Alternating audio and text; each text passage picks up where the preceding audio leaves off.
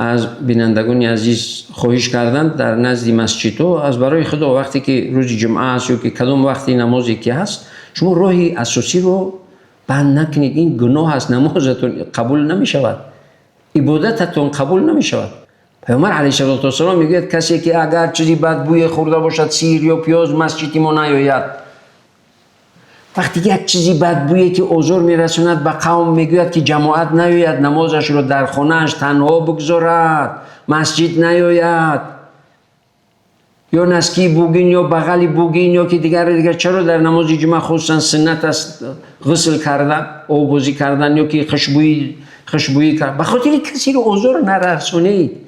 و شما وقتی که راه رو مخه میکنید در اون محله چند هزار انسان در زندگی دارد، یوری تعجیلی هست، بیمار هست، ضرور هست، میت هست، خرسندی هست، صد گپ و خبر هست در اون محل. راه رو مخم نکنید، راه رو که شده بمونید. هیچ قبلی 3 کیلومتر دور بمون، بعد قدم بزن ثواب بگی به هر قدمی گذاشته.